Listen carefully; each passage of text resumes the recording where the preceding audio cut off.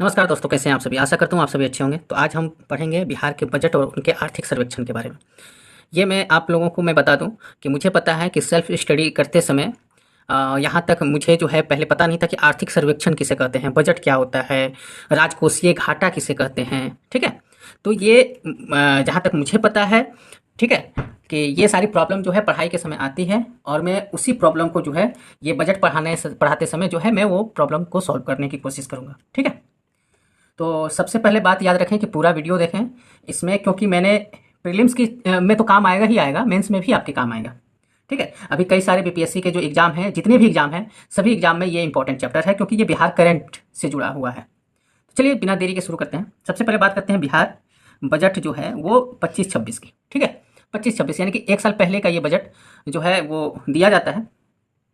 अब देखिए इसमें क्या है कि सबसे पहले हम बात करेंगे कि संवैधानिक प्रावधान और मुख्य बिंदु पर बात करेंगे। सबसे पहले मैं बता दूं कि बजट शब्द जो है भारतीय संविधान में जो है बजट शब्द का कहीं उल्लेख नहीं है। ठीक, तो किस चीज़ का उल्लेख है? तो वार्षिक वित्तीय विवरण, इसका उल्लेख है। अब यहीं पे हम अगर संविधान के अनुच्छेद में बात करें तो 112 में जो है केंद्रीय बजट और 202 में जो है राजकीय बजट की बात की गई है। वित्तीय जो वर्ष होता है वो 1 अप्रैल से शुरू होता है, 31 मार्च तक चलता है। ठीक है, अब वहीं पे हम बात करेंगे कि बिहार के जो बजट है इसके प्रकार, ये मैंने खुद से तैयार किया है, इसके प्रकार और इसकी शुरुआत कैसे होती है। ठीक है, तो देखिए प्रकार में मैंने 3 प्रकार के बारे में लिखा है कि एक आउटकम होता है, एक जेंडर होता है, एक हरित बजट होता है। 3 बजट मैं बताऊंगा कि ये क्या क्या चीज़ें हैं। अब देखिए सबसे पहले हम बात करते हैं आउटकम बजट की। ठीक है, इसमें क्या होता है कि इसकी शुरुआत जो है 2006-07 से शुरू हुई। इसमें इसका उद्देश्य यह है कि पैसा जो है कहाँ और कैसे खर्च करना है और किस चीज़ के लिए खर्च करना है, यानी कि लक्ष्य क्या होगा। जेंडर जो बजट है, जैसे ये आउटकम बजट हो गया, ये जेंडर बजट हो गया। तो जेंडर बजट क्या है भाई? तो जेंडर बजट की शुरुआत जो है 2008 और 9 में होती है। इसका उद्देश्य है लैंगिक समानता। ठीक है, अब इसी के तहत जो है आप देखेंगे कि 35% जो महिलाओं को आरक्षण मिला है ये इसी के तहत मिला है। उसके बाद बात आती है हरित बजट के बारे में। इसकी शुरुआत जो है 2020-21 में हुआ था। इसका उद्देश्य था कि जलवायु परिवर्तन पे सकारात्मक प्रभाव, इसी से रिलेटेड जो है पर्यावरण वगैरह जो भी चीज़ें हैं इसी में आती हैं। अब हम बात करते हैं कि बजट के जो प्रमुख आंकड़े हैं उस आंकड़ों की बात करेंगे जो 25-26 के लिए दी गई है। सम्राट चौधरी द्वारा जो है ये बजट प्रस्तुत किया गया, जो कि उप मुख्यमंत्री हैं बिहार के और वित्त मंत्री भी हैं। इसमें जो बजट का आकार है, यानी कि बजट कितना खर्च होगा, वो है 3,16,895.2 करोड़। और पिछले साल कितना खर्च हुआ था भाई? तो 2,78,725.72 करोड़। अब वृद्धि की बात करें तो वृद्धि कितनी दर्ज हुई, तो इसमें इसको माइनस करते हैं, यानी कि आज के बजट में पिछले बजट को माइनस करेंगे तो 38,169.20 करोड़। और अगर परसेंटेज की बात करें तो ये परसेंटेज जो है निकल के आता है 13.69। ठीक है, यहाँ तक कोई दिक्कत? अब देखिए, अब आते हैं कि अनुमानित जो हमारे जीएसडीपी है, ये जीएसडीपी होता है सकल राज्य घरेलू उत्पाद, जिससे कि सेंट्रल में क्या होता है कि सकल घरेलू उत्पाद, यहाँ पे जो एस है वो राज्य के लिए है। ठीक है, यहाँ तक कोई दिक्कत? अब देखिए ये जो है वो है 10,97,284 करोड़, ये चालू कीमत है। अब बात करेंगे कि चालू कीमत क्या है।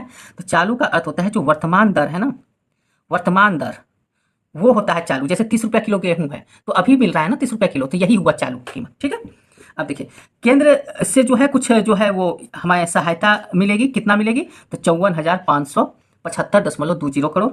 अब देखिए राजकोषीय संकेतक, ये क्या होता है भाई? तो देखिए राजकोषीय का मतलब कि राज्य में कितना पैसे हैं। ये 3 प्रकार के हैं। सबसे पहला है कि राजकोषीय अधिशेष, राजस्व अधिशेष। ये क्या होता है?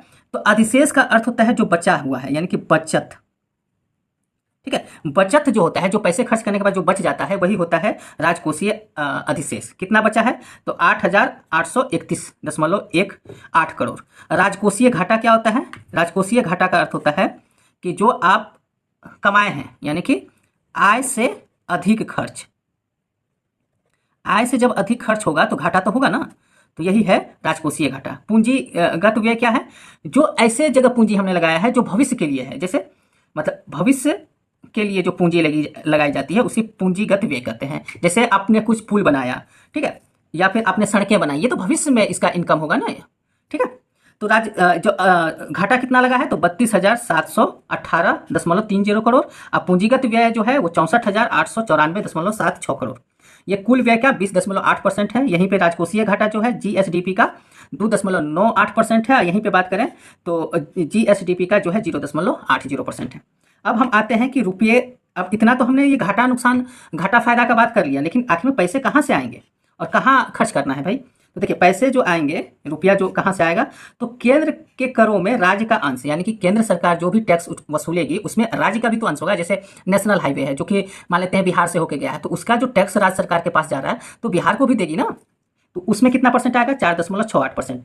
राज्य सरकार कर डायरेक्ट वसूलेगी उससे 18.77। लोक कर यानी कि लोगों के द्वारा जो जैसे आपकी जॉब है तो आपको कुछ टैक्स देना होगा, तो उससे कितना आएगा, 7.58। केंद्रीय अनुदान कितना देगी, तो 17.24। ठीक है, कितना परसेंटेज होगा। अब हम बात करते हैं कि रुपया जाएगा कहाँ। आ तो गया, लेकिन जाएगा कहाँ, तो रुपया जाएगा सामाजिक सेवाओं में। ठीक है, कितना जाएगा, तो 39.80। सामान्य सेवाओं में कितना जाएगा, 28.94। आर्थिक सेवाओं में कितना जाएगा, 23.858। लोक कर माफ होगा, यानी कि कोई भी लोन लिए हैं तो बहुत सारी चीज़ें बिजली में माफ हो जाता है, तो उसमें 7.20। तो कहाँ से आएगा, कहाँ जाएगा, पता चल गया। अब हम बात करते हैं कि विभागवार अधिकतम बजट, यानी कि कौन से विभाग को कितना बजट दिया गया है। तो सबसे अधिक जो बजट दिया गया है वो शिक्षा विभाग को दिया गया है, क्योंकि आपको पता है कि कितनी सारी वैकेंसी आ रही है, तो उनका तनख्वाह वगैरह स्कूल ने। ठीक है, तो कितना है, 60,964.87 करोड़। ये बजट का टोटल जो है 19.24% है। सोचिए कितना विभाग को दिया जा रहा है। दूसरे नंबर पर स्वास्थ्य विभाग है, तीसरे नंबर पर गृह मंत्रालय है, ग्रामीण विकास है चौथे पे, और पांचवें पे जो है ऊर्जा विभाग है। ये परसेंटेज आप देख लेंगे, मैं इसकी पीडीएफ जो है टेलीग्राम चैनल पे दे दूंगा। अब देखिए ये जो है कुछ योजनाएं जो है कि जिक्र जो है बजट में की गई है, वो कौन कौन सी योजना है। एक तो है समग्र शिक्षा, ठीक है, सर्व शिक्षा अभियान, मनरेगा, 7 निश्चय 2 योजना, प्रधानमंत्री आवास योजना, जल जीवन हरियाली, बिहार लघु उद्यमी और सतत जीविका पार्जन योजना। ठीक है, ये पूरा का पूरा हमने बजट देख लिया। अब हम देखेंगे आर्थिक सर्वेक्षण को। ठीक है, बहुत ही मतलब आसान, कहीं भी कोई दिक्कत हो तो आप कमेंट करिएगा, मैं फिर से समझा दूंगा। अब देखिए बिहार आर्थिक सर्वेक्षण 24-25 ये क्या बतलाता है, इसके कुछ मुख्य तथ्य हैं। पहले तथ्य के बारे में जानकारी ले लेते हैं। एक भी ऐसा कीवर्ड नहीं होगा जो मैं नहीं समझाऊंगा आपको। प्रस्तुत करता है, यानी कि जो बजट लाता है आर्थिक सर्वेक्षण, वो है सम्राट चौधरी। उन्होंने जो है वो क्यों लाते हैं, क्योंकि वो वित्त मंत्री हैं। ठीक है, देखिए पहला जो सर्वेक्षण हुआ था वो हुआ था 2006-07 में। किसने किया था, सुशील कुमार मोदी ने। डेटा वर्ष जो है इसमें 23-24 का दिया होता है। ठीक है, अध्याय इसमें 14 है और संस्करण जो है एडिशन जो है 19वां संस्करण है। वहीं पे बात करें कि जनसंख्या आंकड़ों के बारे में, क्योंकि आर्थिक सर्वेक्षण के लिए आंकड़े बहुत ही इंपॉर्टेंट हो जाते हैं। तो कुल जनसंख्या जो है अभी जो जातिगत अभी सर्वे हुआ था उसके अनुसार 13.07 करोड़ है बिहार की, और ये भारत की जनसंख्या का लगभग 9.4% है। यहीं पे जनसंख्या घनत्व की बात करें तो 388 वर्ग किलोमीटर, 1 किलोमीटर पे जो है 388 लोग हैं। ठीक है, लिंगानुपात की बात करें तो 953 1000 पुरुष पे है। वहीं पे हम बात करते हैं कि आर्थिक अर्थव्यवस्था के कुछ मूल जो आंकड़े हैं जिसकी कि हमें एग्जाम में जरूरत पड़ेगी, वो आंकड़े को देख लेते हैं, जो कि सकल घरेलू राज्य उत्पाद को दर्शाता है। अब देखिए ये जीडीएसपी जो मैंने पहले बताया कि सकल राज्य घरेलू उत्पाद, चालू कीमत, मैंने बताया चालू कीमत का अर्थ क्या होता है, जो चल रहा है, जो प्रेजेंट में जो है। ठीक है, जो प्रेजेंट में कीमत है। स्थिर कीमत क्या होती है, स्थिर कीमत का मतलब होता है कि जो स्थिर है, यानी कि जो पहले कीमत तय की हुई है, तय की गई है। ठीक है, तो यही होती है स्थिर कीमत। जैसे अगर धान की कीमत पहले से सरकार ने तय कर रखी है कि मान लेते हैं 1140 रुपया लेगा, तो पूरे साल 1140 रुपया ही लेगा। ठीक है, तो यही होती है। चालू कीमत 8,58,928 करोड़ है, वहीं पे स्थिर कीमत जो है 4,64,540 करोड़। ठीक है, अब हम जो है व्यक्तिगत, जैसे हमने जो है वो पूरे राज्य में देखा, अब व्यक्तिगत आंकड़े क्या बताते हैं कि चालू जो है वो 66,828 करोड़ है, जो कि जीएसडीपी का लगभग 12.8% ये वृद्धि दर्ज हुई है। स्थिर मैंने बता दिया कि स्थिर क्या है, जो पहले से तय है। यह है 35,563, जो कि है 7.6% की वृद्धि के साथ। अब देखिए ऋण जमा का अनुपात है, जो कि लोन ले लेते हैं और जमा कितने करते हैं, तो 56.3% ही लोग जमा करते हैं। और यही वजह है कि जो राष्ट्रीय औसत है ये बहुत कम है राष्ट्रीय औसत से, और यही है पलायन को दर्शाता है। यही आंकड़ा जो है पलायन को दर्शाता है। कभी ऐसा मेंस में क्वेश्चन आ गए तो ये वाले आंकड़े आप दे सकते हैं। अब देखिए राजकोषीय घाटा, राजकोषीय घाटा क्या होता है, तो यहाँ पे देखिए कि लिखा हुआ है कि कुल राजकोषीय घाटा, कुल राजकोषीय घाटा जीएसडीपी का जो है 4.20% है, जो कि 35,660 होता है। तो देखिए राजकोषीय घाटा का अर्थ होता है कि आय से अधिक खर्च, आय से जब अधिक खर्च करेंगे तो घाटा में जाएंगे। तो यही होता है राजकोषीय घाटा। प्राथमिक घाटा क्या होता है? प्राथमिक घाटा ये होता है कि जो भी आपने ये खर्च के लिए लोन लिया था, मान लेते हैं कि 100 रुपया आपका टोटल खर्च था, आपके पास था 70 रुपया ही, 30 रुपया आपने लोन लिया, तो 30 रुपये का ब्याज लेकर के 30 रुपया पड़ा था।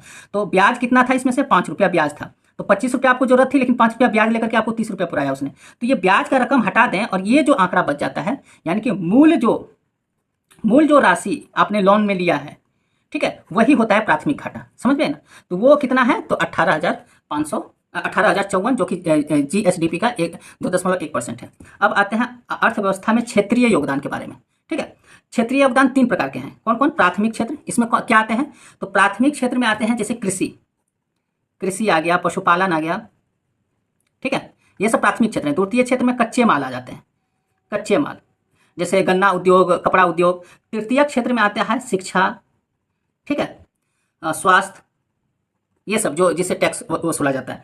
तो देखिए सबसे ज़्यादा योगदान जो है अर्थव्यवस्था में तृतीय क्षेत्र वाला देता है, क्योंकि ये देखिए आंकड़ा 58.6%, यानी कि हमारी अर्थव्यवस्था को सुधारने में तृतीय क्षेत्र अहम भूमिका निभाता है। उसके बाद सेकंड, उसके बाद प्राथमिक क्षेत्र में कृषि वाला बहुत कम होता है। यही है कि रोजगार जो है प्राथमिक क्षेत्र में सबसे अधिक लोग जो है 54.2% हैं, जबकि ये अर्थव्यवस्था में बहुत ही कम योगदान देते हैं। ठीक है, यानी कि खेती करने वाले लोगों की संख्या बहुत ज़्यादा है, लेकिन अर्थव्यवस्था के तौर पर देखें तो वो योगदान नहीं देते। अब आते हैं कृषि और संबंध क्षेत्र में। ठीक है, कृषि की जहाँ तक बात करते हैं संबंध क्षेत्र की, तो फसल संघनता की बात होती है। संघनता मतलब बहुत ज़्यादा घन, यानी कि एक ही समय में, एक संघनता का मतलब होता है कि एक साल में आपने कितनी बार फसल लगाया है एक ही जमीन पे। ठीक है, जैसे एक कट्ठा का जमीन है, उसमें आपने एक साल में कितने फसल आपने उपजाए हैं, वही होता है संघनता।